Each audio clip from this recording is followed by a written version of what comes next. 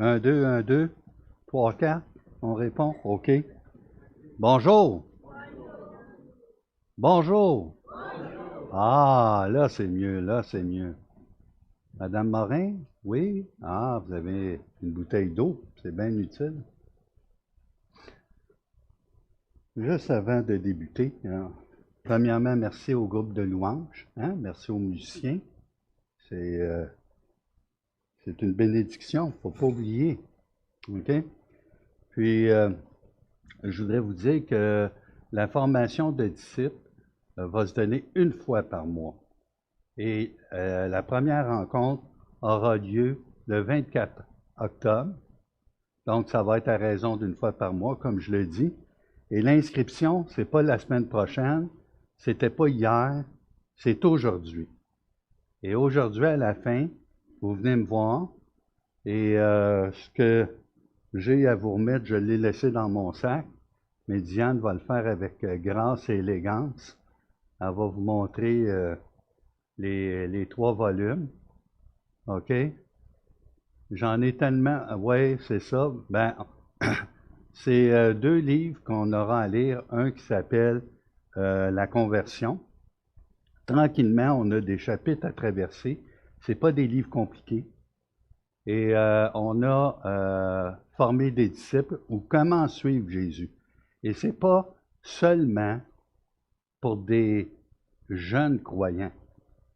Alors, on apprend les croyants encroutés comme moi et les plus vieux à partager l'amour de Jésus-Christ pour nous et d'une façon simple, le dire tel quel. Ça, c'est le titre d'un volume qui a sorti il y a quelques années. C'était Franz Ridenos, l'Évangile de Jean. Apprendre à le dire tel quel. D'accord? Et on va suivre un petit cahier à chaque rencontre qui s'appelle, c'est très original, c'est Formation disciples.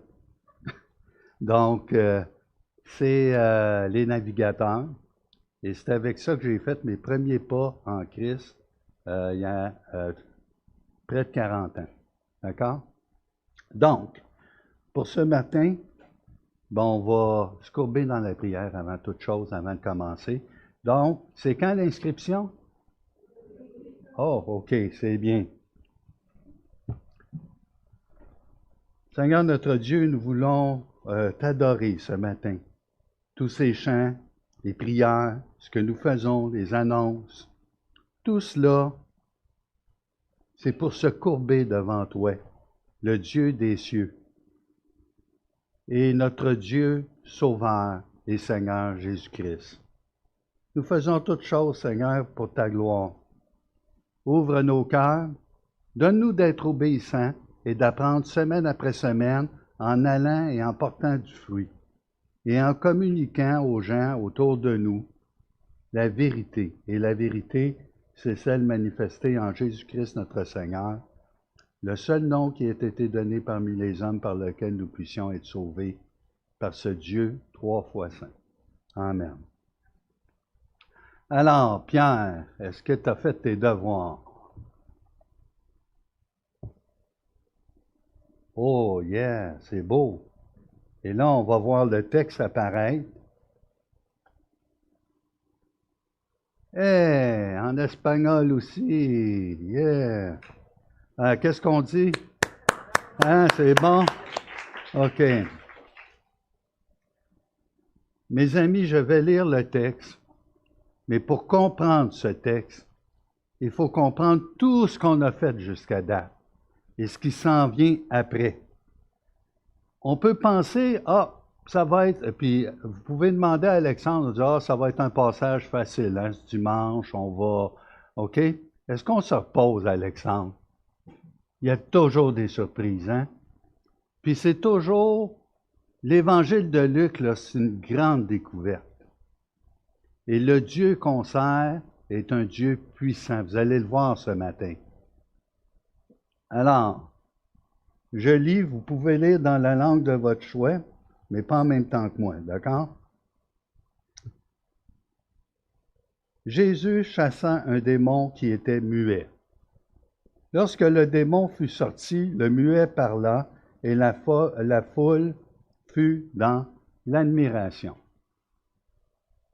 Mais, quelques-uns dirent, c'est par Belzébul, le prince des démons, qu'il chasse des démons, les démons. Et d'autres, pour l'éprouver, lui demandèrent un signe venant du ciel. Comme Jésus connaissait leurs pensées, il leur dit, « Tout royaume divisé contre lui-même est dévasté et une maison s'écroule sur une autre. Si donc Satan est divisé contre lui-même, comment son royaume subsistera-t-il? Puisque vous dites que je chasse les démons par Belzébul. Et si moi, je chasse les démons par Belzébul, vos fils, par qui les chassent-ils? C'est pourquoi ils seront eux-mêmes vos juges. Mais si c'est par le doigt de Dieu que je chasse les démons, le royaume de Dieu est donc venu vers vous. Lorsqu'un homme fort et bien armé garde sa maison, ce qu'il possède est en sûreté. Mais si un plus fort que lui survient et le dompte, il lui enlève toutes les armes dans lesquelles il se confiait et il distribue ses dépouilles. La phrase clé, celui qui n'est pas avec moi est contre moi, et celui qui n'assemble pas avec moi disperse. Pour ce matin, pour la première partie, on va traiter surtout des versets on va faire 14, 15, 16, 17. D'accord? Il y a en masse de matière. Et là, c'est très important de comprendre où on se situe dans le texte et dans l'histoire. Si j'avais un titre à donner, je vous dirais, de quel camp faites-vous partie? De quel camp faites-vous partie? Et est-ce qu'il y a des Suisses dans la salle? Non? Alors, s'il y en a qui m'écoutent sur le web, sachez que j'aime la nation suisse.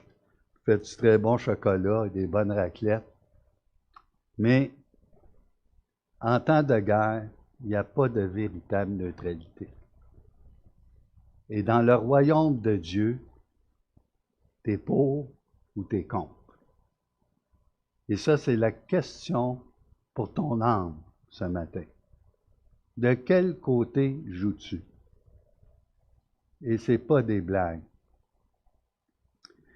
Alors, on va exposer le texte, on va lire le texte ensemble, on va l'interpréter et on va l'appliquer dans nos vies.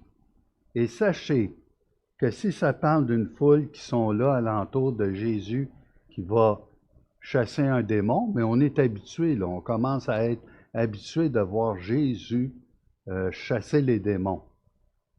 Et vous allez voir une réaction qui peut nous dépasser, mais n'oubliez pas que cette génération-là a comme un voile sur les yeux qui les empêche de voir et un filtre sur les oreilles qui les empêche d'entendre. Et que ça s'adresse même aux disciples, parce que quand Jésus va enseigner à ses disciples, il est obligé de revenir plusieurs fois, leur dire, par exemple, il faut que le Fils de l'homme souffre entre les mains des hommes. Il doit être livré entre les mains des hommes. Mais eux ont déjà un plan et on voit que c'est couvert. D'accord? Et on va découvrir ce matin, si vous ne croyez pas au monde spirituel, ben le message est pour vous. Puis si vous y croyez, ben doublement pour vous. D'accord? Le monde spirituel. Jésus chasse un démon. Et pour comprendre cette phrase, il faut comprendre aussi que Jésus connaît les pensées de ceux qui sont devant lui. Est-ce que c'est la première fois qu'on sait que Jésus connaît les pensées? Avant même que tu parles, il y en a juste un dans le monde qui connaît les pensées des cœurs. C'est qui? C'est Dieu. Dieu, 3 fois 5. Le Père, le Fils, le Saint-Esprit. Alors, si Jésus connaît la pensée des cœurs, qu'est-ce que ça nous dit sur Jésus? Il est Dieu. Est-ce qu'il est seulement envoyé par Dieu? Non. Est-ce qu'il est seulement le Fils, moindre Dieu, le Fils de l'homme, moindre Dieu? Il est Dieu. Isaïe dit Emmanuel, Dieu parmi nous, Dieu avec nous. La grande révélation ici, et c'est là que les gens sont, on voit le royaume des ténèbres, la puissance qui les enveloppe. Jean-Baptiste, vous savez, là, cette histoire de Luc commence avec un Luc qui écrit à qui? Un ami de Dieu qui s'appelle Théophile. C'est loin, hein? On vient. Et là, il annonce la naissance du précurseur, il annonce la naissance de Jésus, miraculeuse. Ensuite, qu'est-ce qu'on a? On a le baptême de Jésus, on a la généalogie de Jésus. Là, tu vas dire, Pierre, t'es pas pour refaire le message au grand complet. S'il le faut, je vais le faire au grand complet. Parce que semaine après semaine, c'est ce qui doit être compris. Chaque chose qui est mentionnée ici vient corroborer, authentifier et indiquer pourquoi l'évangile de Luc a été écrit. Un verset, je vous donne un verset, vous êtes supposé le savoir par cœur.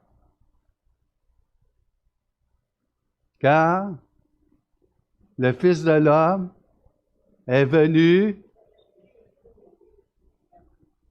Ah, ça va, on va y arriver, hein, je pense, Alexandre, jusqu'à la fin.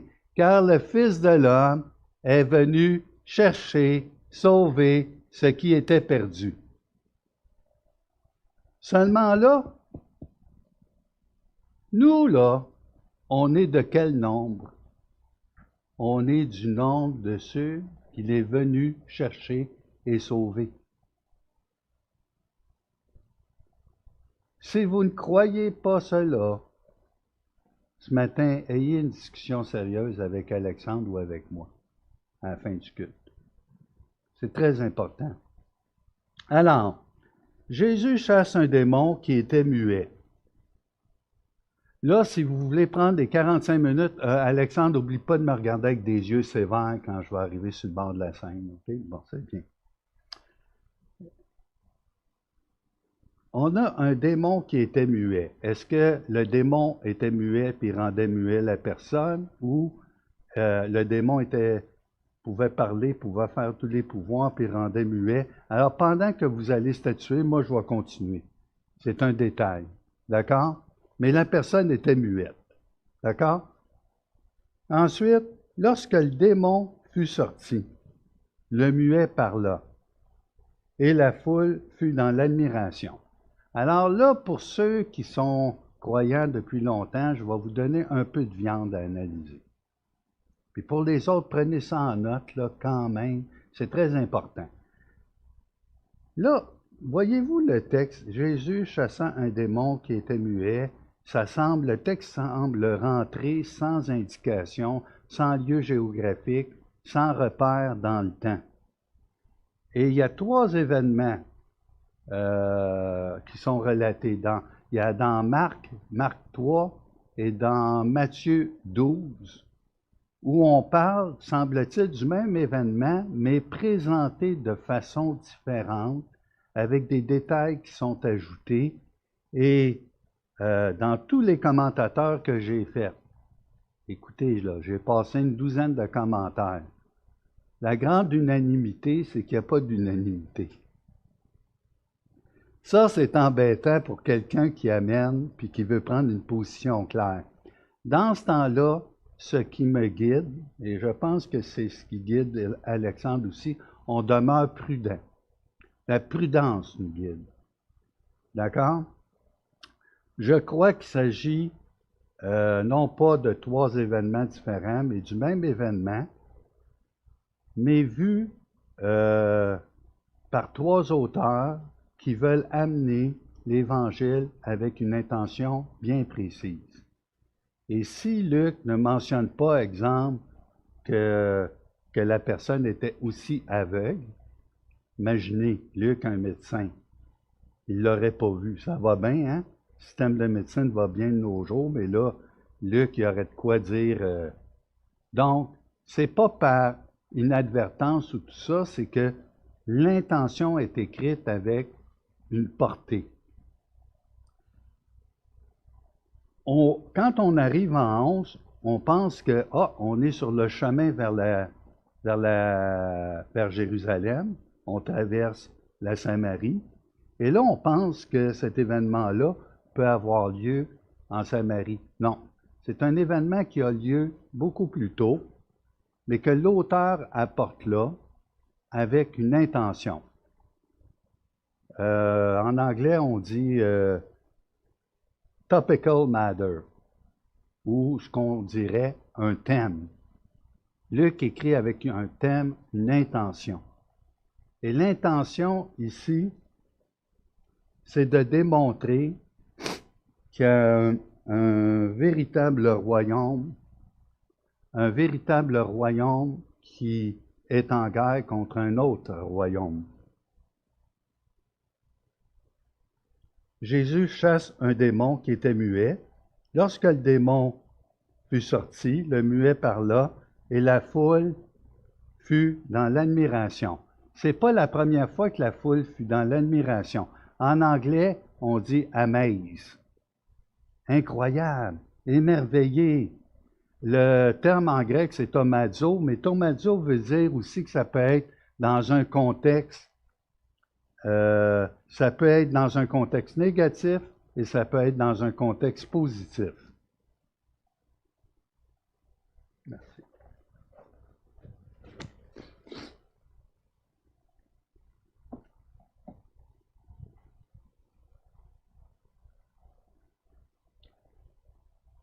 Être dans l'admiration, être émerveillé, être contrarié, c'est peut-être plus le sens aussi.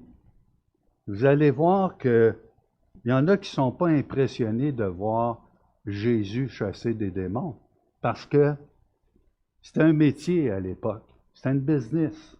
L'exorcisme, c'est quelque chose qui était coutume, surtout chez les pharisiens. Et vous savez, vous avez l'histoire, c'est pour ça qu'on veut enchaîner aussi avec le livre des Actes après, parce qu'il a été écrit par Luc. Puis on a toute une continuité dans le livre des Actes qui fait qu'on voit le ministère puissant du Saint-Esprit. Et ce matin, enlevez vos lunettes d'eschatologie. Le système d'eschatologie que vous avez ou auquel vous adhérez. Quand vous lisez les Écritures, lisez les termes pour ce qu'ils sont et qu'ils apparaissent là, dans l'ordre. D'accord? On a tous des positions eschatologiques, puis au départ, on ne sait même pas pourquoi qu'on les défend. Puis quand on voudrait demander aux gens, explique-moi donc, puis tout ça, on voit que bien souvent, les gens ne sont pas capables de mettre les arguments avec sûreté. La théologie ou les domaines qu'on couvre avec la Bible sont tellement vastes et Dieu, par rapport à certains domaines théologiques, on est un peu comme le peuple, c'est-à-dire qu'on est un peu sourd d'oreille puis un peu aveugle des yeux, parce que Dieu les révèle en son temps pour la génération, en son temps, qui va avoir affaire avec des événements en son temps. Et le but, l'être humain par nature, comme on a été créé à l'image de Dieu, on est curieux. On veut savoir. Mais là où la curiosité devient malsaine, c'est qu'on veut tout savoir, puis on veut mettre Dieu dans notre poche. on aimerait contrôler ou avoir la mainmise sur ce qui se passe. Mais Dieu demande une relation de foi et de confiance avec lui. Et Dieu s'occupe de l'avenir. Puis dans combien de temps Jésus va revenir? En 1984, c'est Hal Lindsey qui avait sorti « Serions-nous la dernière génération? » Alors j'ai été ébranlé, le Seigneur n'est pas revenu. On est en 2020. Mais vous savez, ça n'enlève pas la réalité que le Seigneur revient un jour. On peut penser qu'il va revenir la semaine prochaine ou que c'est très proche, mais il peut revenir dans 35 ans, dans 50 ans, dans 60 ans. Est-ce que ça bannit notre espérance? Écoutez, quand c'est marqué que dans les derniers jours, alors même Paul parle des derniers jours, ça fait déjà pas mal longtemps, hein? Alors vous voyez qu'on doit changer beaucoup de concepts. Pourquoi je dis ça? Admiration, c'est pas adoration. C'est pas la première fois que cette phrase apparaît. Elle apparaît en 9, aux alentours de 9,50, une section. Et les gens étaient frappés quand il guérissait, puis il a guéri plusieurs fois. La foule disait « Ah, on a vu des grandes choses faites par Dieu. » OK? Mais ce qui m'a étonné tout au long, depuis qu'on fait le récit, c'est que personne ne s'est mis à genoux en tremblant en sachant que c'est Dieu. Celui-là, on sait d'où il vient. Il vient de Nazareth. On connaît son père, sa mère. On l'a vu grandir avec nous. Donc, imaginez la difficulté pour les gens présents de considérer que la personne qu'ils avaient devant eux, incarnée dans un corps humain, est Dieu.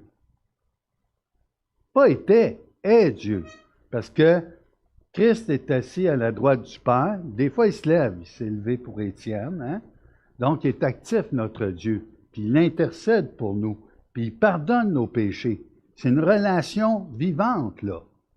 OK? Donc, Jésus est Dieu. Le Père est Dieu. Le Saint-Esprit est Dieu. Puis, ça donne combien de Dieu? Combien? Ah, OK, mais je veux vous entendre. Je veux être sûr. 3 personnes en Dieu avec des personnalités distinctes, mais Dieu avec nous, Dieu parmi nous. Alors, Jésus chasse un démon, et ça a lieu probablement en Galilée.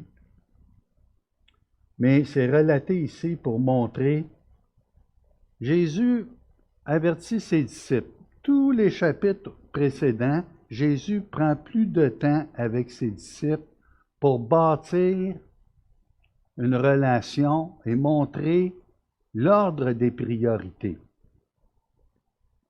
Quel était l'ordre des priorités entre Marie et Marthe? Vous vous rappelez? Est-ce que Marthe a fait la mauvaise chose? Non, c'est Marie qui a pris le temps de s'asseoir aux pieds de Jésus et d'écouter le Maître. D'accord? Ensuite, on voit la préparation au royaume. Les 70 sont envoyés. Et de quoi ils doivent se réjouir, les 70? Vous rappelez-vous? Je ne sais pas ce que je vais faire ou on va faire avec vous autres. Dans ce que leur nom est écrit dans le livre de vie. Pas de faire descendre les démons puis tout ça. OK? De ce que leur nom est écrit.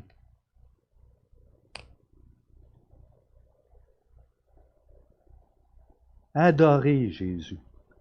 Ce passage-là me laisse un peu perplexe parce que des fois, je me relance. Imagination, il faut regarder, dire, si j'avais été dans ce temps-là, Est-ce que j'aurais adoré Jésus? Mais on n'est pas dans ce temps-là, là. On est maintenant. Adorer Jésus. Adorer Jésus. C'est comme si le voile était tombé. Alors, j'explique. Jésus connaît leurs pensées. Ça veut dire quoi, ça? Ça veut dire que ça n'a pas été manifesté ouvertement qu'il chassait les démons par Belzébul. Hey, hey, hey, tu chasses les démons par le prince des démons. Sors-nous donc quelque chose de mieux que ça, là, un signe du ciel. Fais tomber des éclairs ou un signe eschatologique, là, un vrai Star Wars.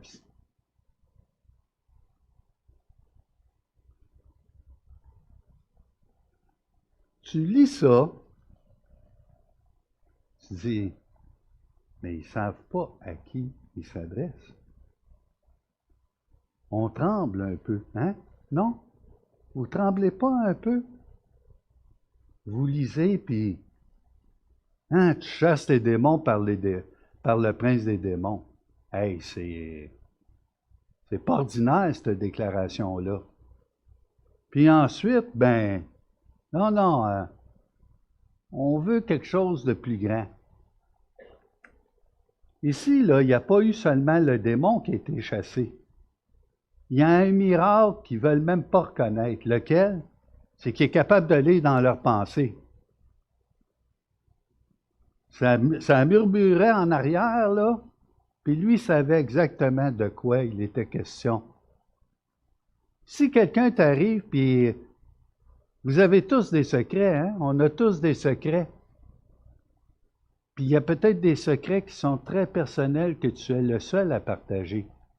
Et si Jésus rentre et te dit, paf, c'est ça. Oh, mais ça se fait que c'est ça. Il y a juste moi qui peut y avoir dit. C'est déjà, mais vous voyez, quand le cœur, c'est le combat spirituel. Avant de juger des gens puis de dire, ah, c'était épouvantable, as-tu vu cette génération perverse et méchante? D'ailleurs, Jésus le dit. Le fait qu'on puisse voir Jésus, le fait qu'on vienne à Jésus, c'est la grâce de Dieu à notre égard pour ouvrir nos yeux et pour participer à son appel. C'est une grâce, mes amis. Réjouissez-vous de ce que vos yeux, vos oreilles, nos oreilles ont été ouvertes. Quelques-uns disent c'est par Belzébul, le prince des démons, qu'il chasse les démons. Belzébul, Baalzébul, c'est-tu un dieu emprunté aux Philistins et Cron? Je ne veux pas rentrer dans le détail ici, mais ce qui est très important, c'est que Jésus dit, écoutez bien, au verset 18, il dit, si donc Satan est divisé contre lui-même, alors Belzébul, c'est Satan. C'est le chef des démons. D'accord? Donc, je ne me perdrai pas dans l'étymologie des mots pour vous expliquer. Ça a une origine, c'est sûr, mais ici, c'est pour Dieu des divinités, mais c'est le prince des démons. Il y a beaucoup de questions théologiques qu'on peut se poser, puis on a rarement le temps de les exposer. Une qui me préoccupe, je discutais avec ma femme, puis je dis, comment ça se fait que Satan a encore le pouvoir de nous harceler? Quand Satan s'est élevé, un chérubin d'une telle splendeur, c'était le domaine des anges, là. En passant, il y a un petit livre en français qui s'appelle Les anges, agents secrets de Dieu. C'est fait par Billy Graham. C'est pas prétentieux, ça se lit bien. D'accord? Le monde spirituel, si vous ne croyez pas à ça, là, 10 secondes à peine, 10 secondes, on se donnerait la possibilité de voir les gloires, les séraphins, les chérubins, les anges qui nous environnent, les bons et mauvais. Je pense qu'on tremblerait jusqu'à la fin de nos jours. On est environné de ce monde spirituel. C'est un combat réel. Il n'y a rien de symbolique. Spirituel, ça ne veut pas dire symbolique. Spirituel, ça a affaire avec le réel. C'est réel. Et quand Jésus chasse des démons, il montre que la guerre est entamée. Mais n'oubliez jamais une chose. N'oubliez pas ça. Tous ceux, parce que vous entendez toutes sortes d'histoires bizarres avec ceux qui chassent des démons, puis est-ce que c'est des charlatans, est-ce que c'est vrai, au nom de qui va-t-on les chasser, puis là, il y a toutes sortes de livres, puis de manigances. N'oubliez jamais que Satan, c'est une créature. Les anges sont des créatures. Puissantes, là, terribles. Mais que Jésus n'est pas une créature. Il est le Créateur. Le combat est totalement, je vous dirais, inégal. La victoire est déjà remportée. Mais le combat est réel. Et des fois, tu te dis, ben, comment ça se fait qu'il permet que l'ennemi soit là? Puis il y a des choses terribles qui se sont entendues. On peut dire des fois, est-ce qu'il a fait un pacte avec le diable? Est-ce que Dieu a fait un pacte avec le diable pour tenter les humains?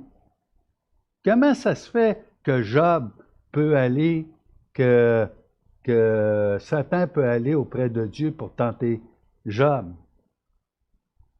Pourquoi Dieu, dès la chute dans le jardin, il ne s'est pas débarrassé de Satan? C'est des questions légitimes. Tu peux te poser ces questions-là. Dieu a un plan qu'il n'est pas obligé de nous révéler. Et Dieu, si vous n'avez pas cette confiance totale dans un Dieu qui est aimant, tout en ne comprenant pas tout ce qui se passe dans le domaine spirituel, vous ne vous abandonnerez pas à Dieu dans des moments où vous ne comprendrez pas ce qui se passe devant vos yeux.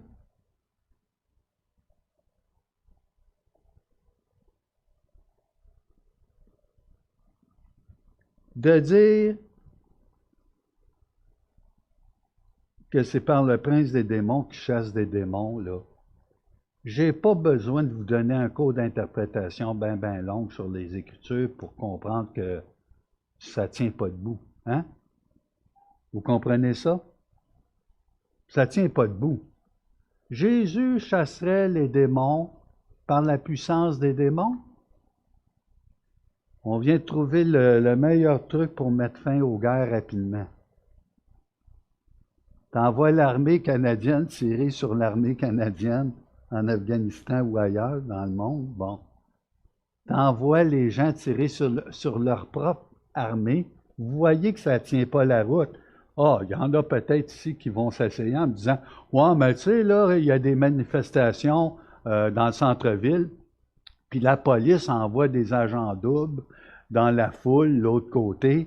Ben, elle en envoie quelques-uns. » Vous savez, dans le temps de la guerre, le pire, c'était d'infiltrer avec des espions, des agents doubles, puis que tu te retrouves devant un agent double et que tu es obligé de tuer quelqu'un qui fait partie de ton camp pour ne pas être dénoncé. Donc, tu ne peux pas faire ça à grande échelle. Et ici, Satan n'est pas divisé contre Satan. Celui qui délivre est Dieu. Pierre, dans les actes, là, il y a des Juifs, des fils d'un dénommé Séva qui vont essayer de chasser des démons, puis ça ne marche pas, ils prennent le nom de Jésus, puis ils sont poursuivis, ils sont maltraités. Si c'est nouveau pour vous, là, c'est dans le livre des Actes. Donc, le métier d'exorciste était un métier fait par les pharisiens, les Juifs. Mais vous savez, on ne joue pas avec les démons. On ne joue pas avec les démons.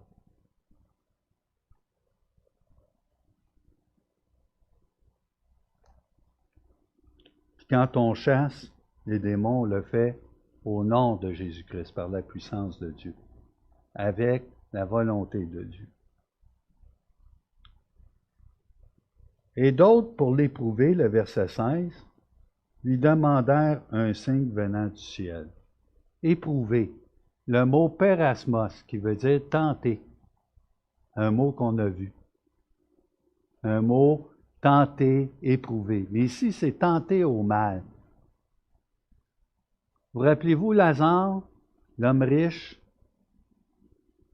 Puis l'homme riche demande à Lazare, il demande à Dieu, il n'ose même pas parler avec Lazare. Il demande à Abraham, Père Abraham, envoie Lazare parmi ma famille. On enverrait quelqu'un ressusciter des morts qui ne croirait pas plus. Un signe? Ça ne marchera pas. Ce peuple-là est comme endurci. N'oubliez jamais ça.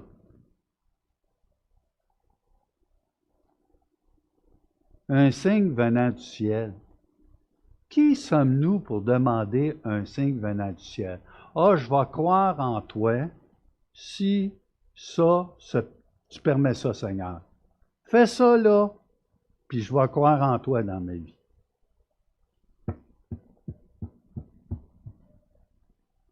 Savez-vous à qui vous vous adressez?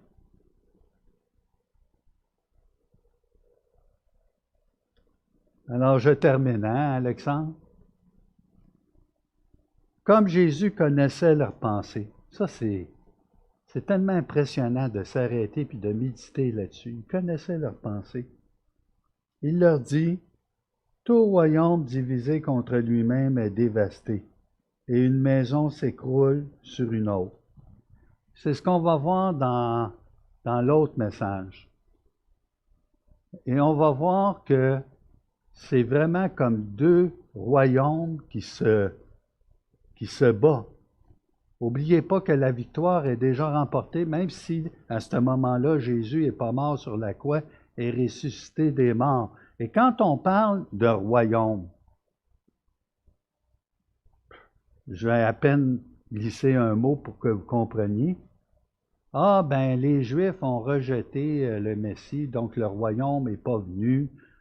Ça, c'est une pensée, on rentre dans l'eschatologie, d'accord? Et souvent, on a été enseigné comme ça, que le royaume reviendrait à la venue de Jésus de façon visible. C'est vrai, mais n'oubliez pas une chose, le royaume est là. On appelle ça déjà, mais pas encore, hein, Alexandre? Déjà, mais pas encore.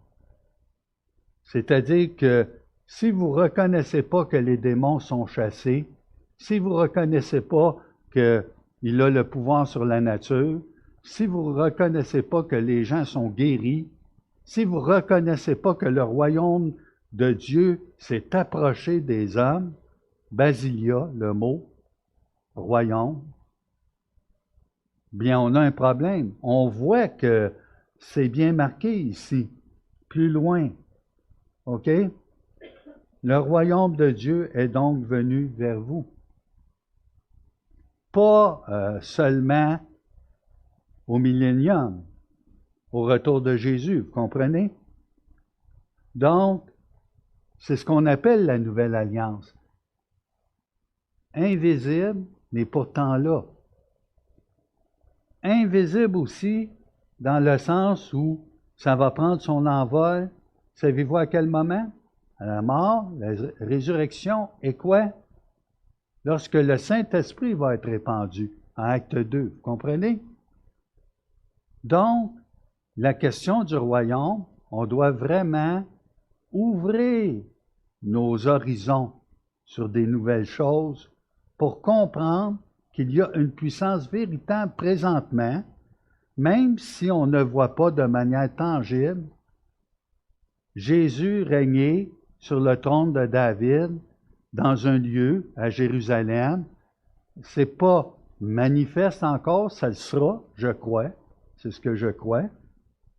Mais Dieu règne actuellement. Christ est assis à la droite du Père. Il a remporté la victoire. Il est le créateur de toutes choses. Alors, mes amis, si vous voulez savoir ce qui se passe avec un royaume divisé, puis si vous voulez savoir comment cette histoire réelle se termine, il va falloir aussi écouter le deuxième message. Alors, pour ce matin, ayez cette pensée que notre Dieu créateur est victorieux. Il est le créateur. Ayez cette pensée du Dieu avec nous, parmi nous, qui est venu nous sauver. Et nous pourrons prendre le repas du Seigneur avec dignité, avec joie. Et si le monde spirituel vous fait peur, le monde des démons, mettez votre totale confiance en Jésus-Christ. Rien ne peut nous séparer de l'amour de Dieu. Amen.